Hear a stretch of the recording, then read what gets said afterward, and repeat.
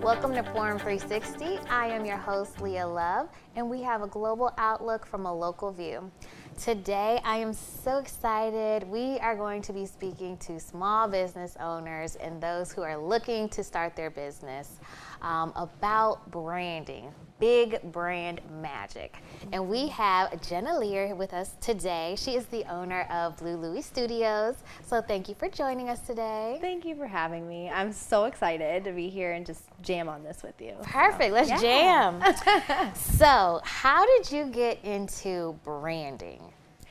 Yeah, I think like most people, it just comes from like a string of events through your career, and and you tend to be drawn towards one thing in particular. So I started out my career in corporate, and I was working with these actually small businesses that were local, mid to large sized companies, and I was always working with their brand, and I really, really loved it. I'm a graphic designer by trade, so I was in the back corner dealing with like graphics all day long and those pieces.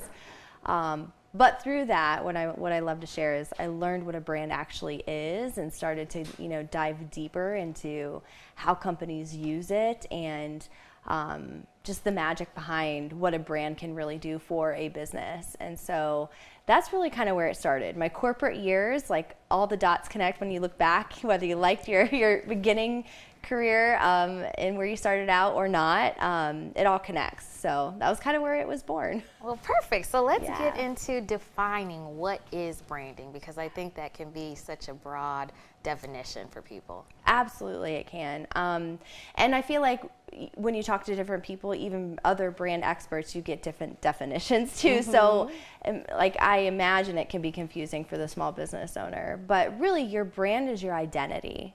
It is the identity that you market with. So regardless of how you choose to market, you're going to use your brand to be able to do that. Okay, is there a difference between branding and marketing? Yes. So your brand is what you market with. So when you, for instance, take the stage and you've got a microphone in your hand, or you're at a networking event, or you are doing ads, or you are doing a webinar, those are all different forms of marketing, and you're going to use your brand on every single form of marketing so that you can maintain consistency, you can get your message out there, and regardless of how you choose to market, everyone's going to know that it is you and your brand and your business at the end of the day. So, So what are the foundational elements that you need to have when you're starting your brand? I get this a lot. And I think this is kind of like where my signature kind of process was born as well, because I know we tend to think like, let's start with the website, right? Let's get the website out there. But a gap that I kept seeing and often see is that regardless of getting a website up and running, you're still going to need what I like to call the core 3 of your brand.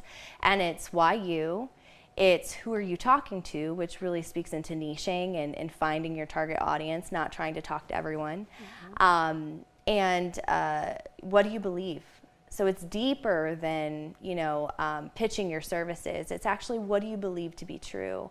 And creating a brand from those 3 points, that's a foundation that's going to make all of your marketing seamlessly connect and really speak to the right customer. So that's really what that's about. So when you're answering those questions, because I want to give people like a realistic time frame, I think some people think that may take you 20 minutes to sit down and answer. Like, how long realistically does it take you to kind of cultivate those authentic answers? Yeah, there's no like structured timeline, but for my own journey, when I decided like, okay, I am not just gonna like produce logos all day long. I want to create brands for women entrepreneurs. The task was to really take a step back and realize that I get to reposition myself. So, I'm giving you the long answer to this because that process took me about 4 to 5 months, to really learn or have the awareness of I'm not just a logo designer, I'm more, right? I'm on a mission for more impact. And how can anyone know that unless I'm presenting that? And so then I dove into my messaging and how am I actually speaking about who I am and what I'm doing.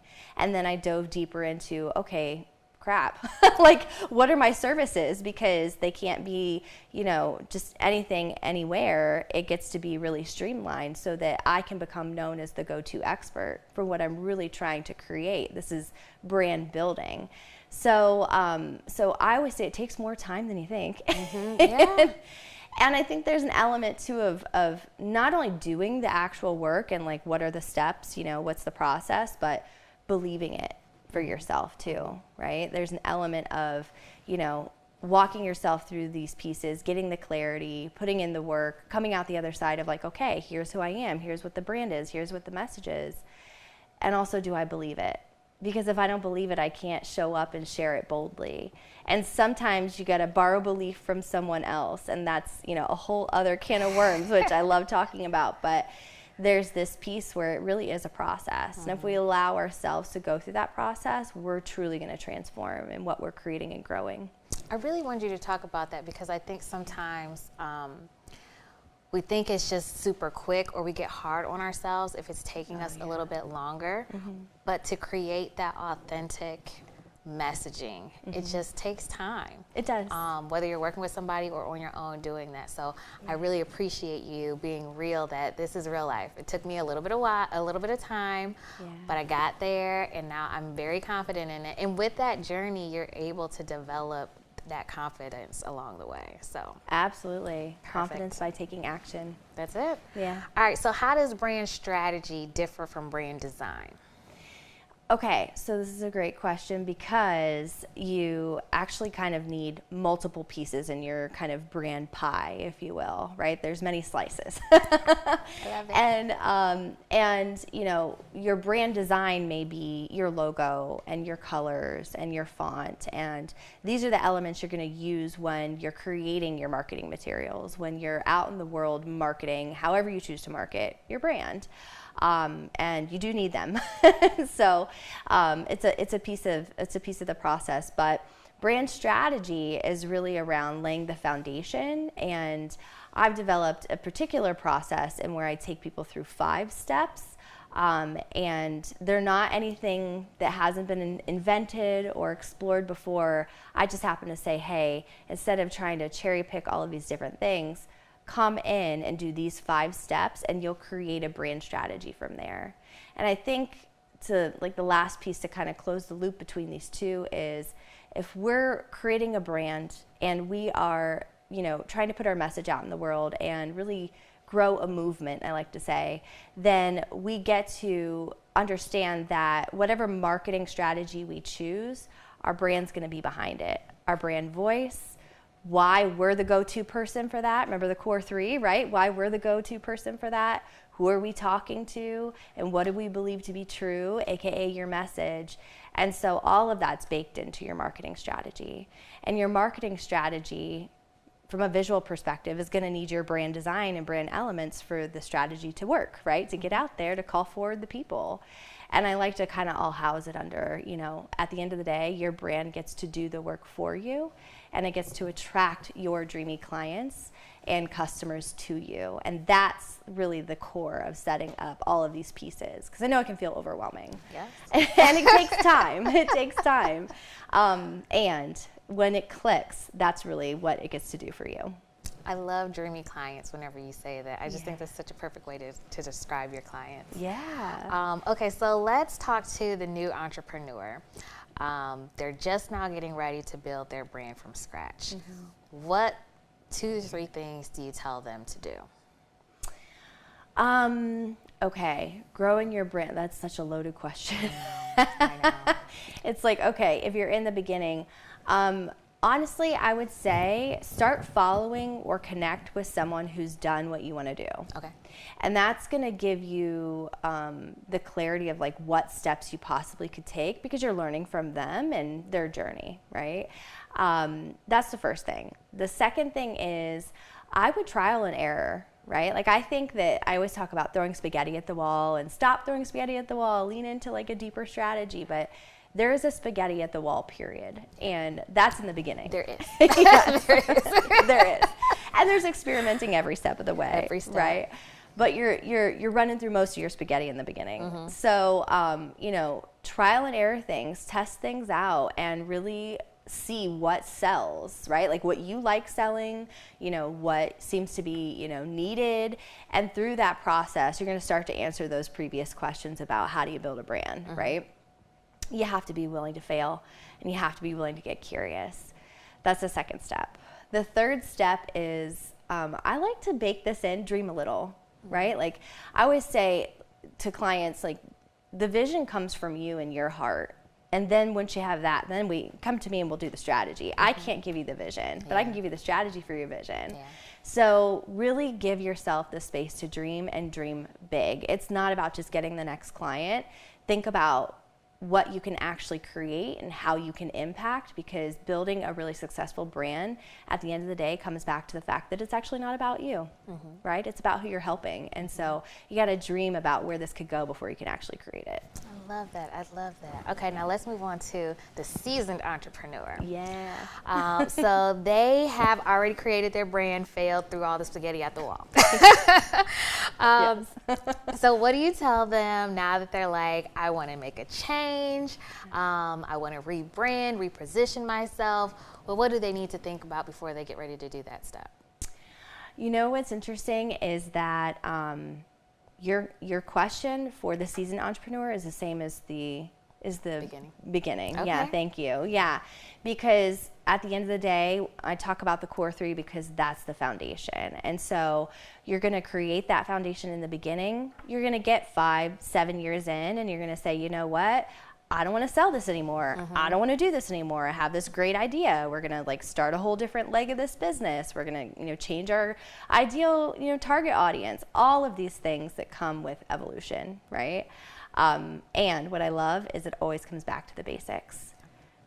Why you? Because you're not the only one doing what you're doing. Who you talking to? Niche, if you want to move faster, right? And what do you believe to be true? And at the end of the day, regardless of what you choose to do to scale, right? That seasoned entrepreneur is in a scaling phase now. You're gonna need to answer those three questions, and it's really, really crucial that you do. Every step of the way. So do not skip that step. Don't skip it, and come back to it often. Yeah. That's a good thing too, because I think sometimes we get our business plan and we don't look back at it, right? Oh, ever. You're just going. Right. So we're just gonna put this in motion, and we got the plans laid. Yeah. So come back to that messaging every so often and making sure that you're doing that. Yeah. If you are just joining us, I'm talking to Jennah Lear, and we are talking about big brand magic and how to make your brand successful. All right, so there's so many platforms. How can you help entrepreneurs ensure that their communication and branding is consistent? Because sometimes I think that's hard when this likes this type of content, that type of content, and it just gets a little bit jumbled for people. Yeah. I think there's a few things you could do, but the thing that is really popping up the most is your messaging is core, right? So it's like the nucleus to everything. So really making sure your messaging is dialed in. That way on the different platforms, regardless of the different types of content or how you have to present the different kinds of content, that's the consistency piece.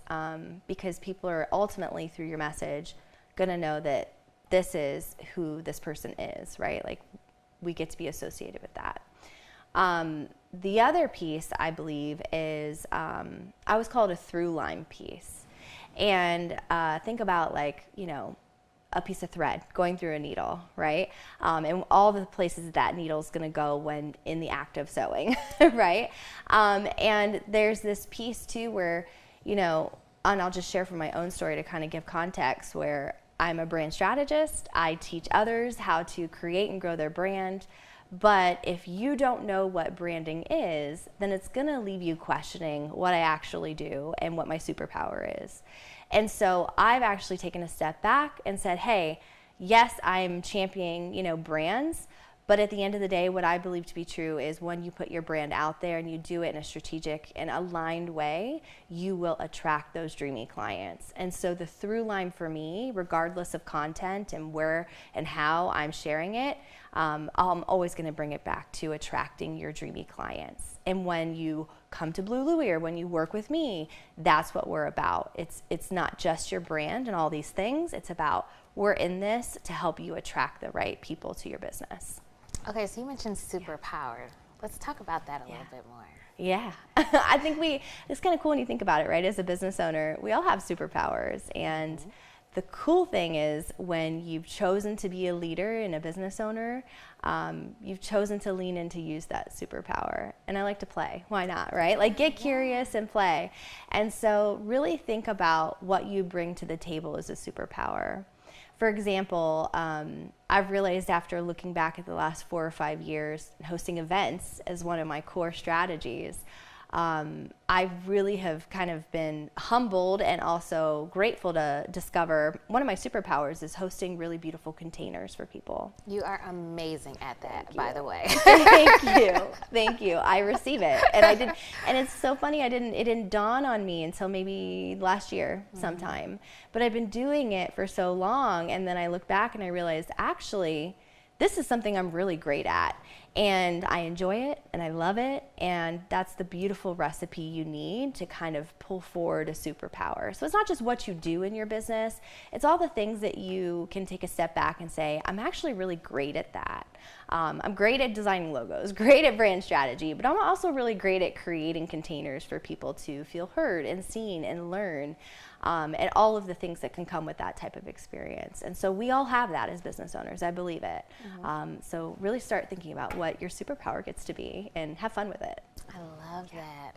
And I think it kind of segues into mindset. And how do you develop that mindset and that confidence to say, I am great at this? You know, sometimes it's hard for people to be able to say about themselves. So how do you tell people and help them transition in their mindset with that? Oh, years of work. It's true. I think that if you're really on a big mission to impact and you're on a big mission to grow a bigger business, the mindset and the leadership work goes hand in hand, right? So there's no quick answer for that, but I think it really comes down to reflection, which I know seems like a boring answer, but really getting good at doing a thing and then taking a step back and saying, okay, what worked? What didn't work? What did I love through this experience? What did I learn? And what do I see, you know, or envision for the next time or something different? And that type of reflection is going to give you the confidence. You're going to be like, oh, I kind of did the dang thing there, right? Like you're probably going to have some insight that you didn't even think before. And I think just being in action of having a vision, going after it, failing, and, you know, like we said before, getting curious, you're going to develop a mindset that's like, no, you know, I've earned my stripes and stars here, you know? You know, we were just talking about this because I said, oh, I didn't realize how much I had done before until I sat there and looked at my resume, and I'm looking at all of this and I'm like, oh gosh, I have done a lot. I've done a lot. And I think that's so important that, you know, because I think it's the humility piece where people think that they're being arrogant or bragging. Oh, sure. But it's like, some things are just facts, right? Yes. They just get to be a fact that you did this and you were good at it, and you can let that be that and rest in it. Absolutely. Yeah. And learn to take up that space. Yeah. That was a big thing for me. It's like, because I'll be like, oh, no, it's okay. Like, you go, you take the accolade, you know, whatever. And it's like, actually, here's what it looks like to take up the space and own it, and know that by doing that, I actually have bigger opportunities, especially bigger opportunities to impact. And so there's that element of it too. Yeah.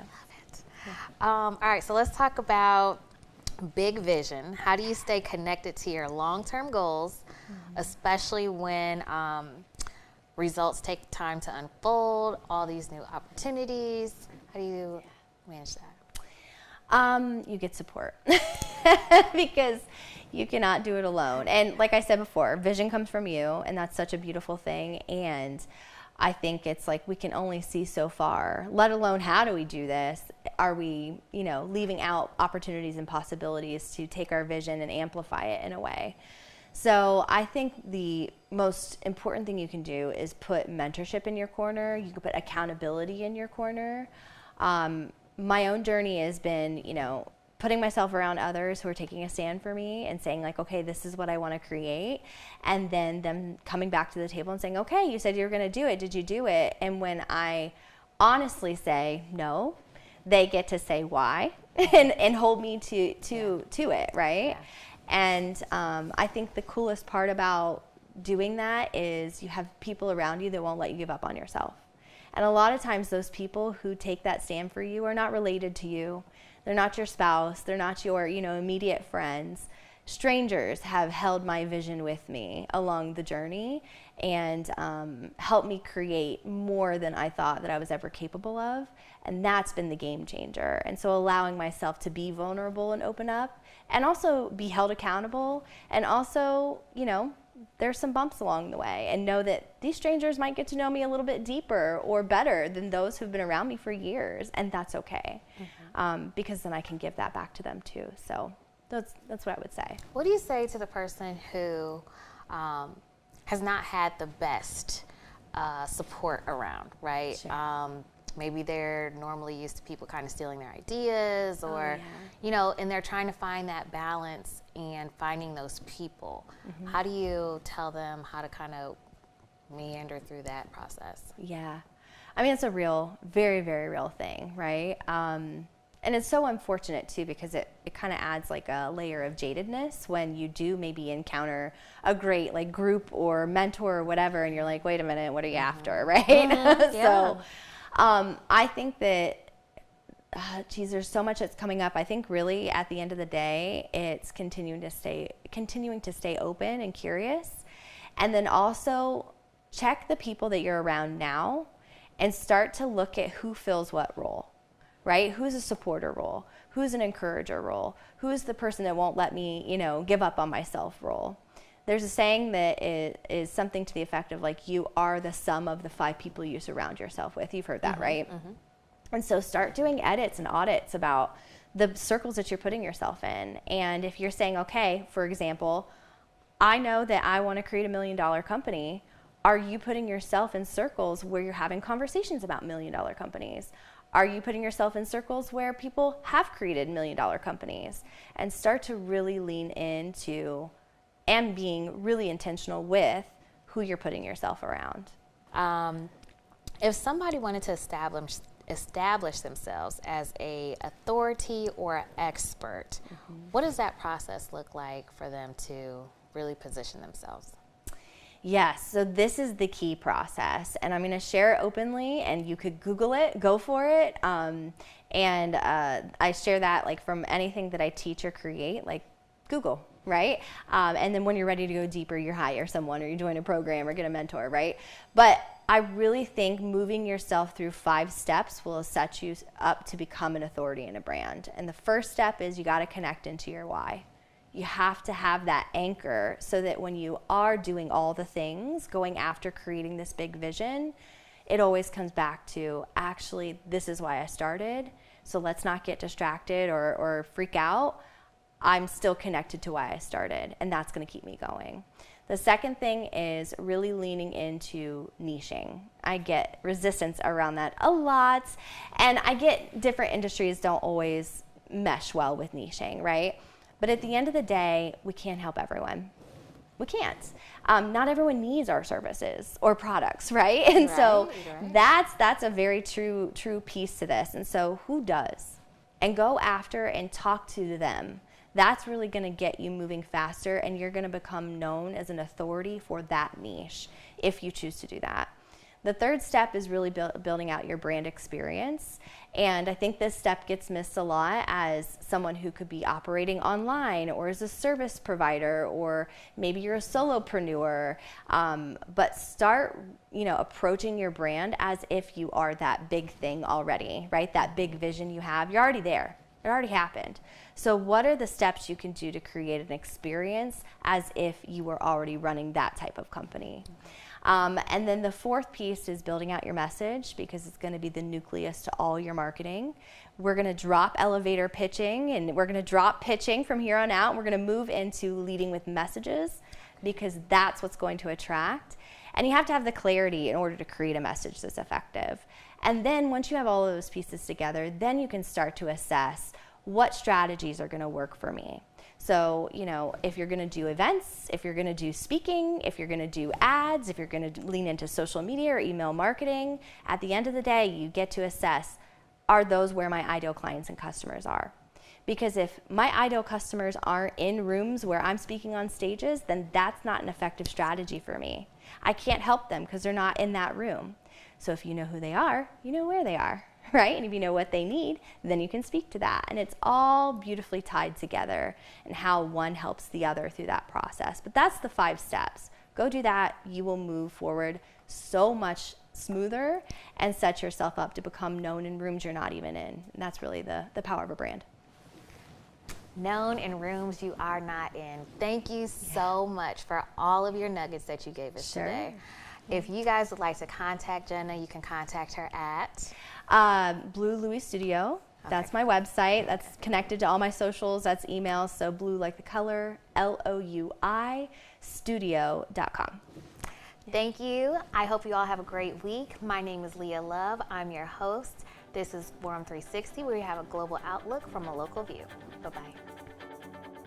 Forum 360 is brought to you by John S. and James L. Knight Foundation, the Akron Community Foundation, Hudson Community Television, the Rubber City Radio Group, Shaw Jewish Community Center of Akron, Blue Green, Electric Impulse Communications, and Forum 360 supporters.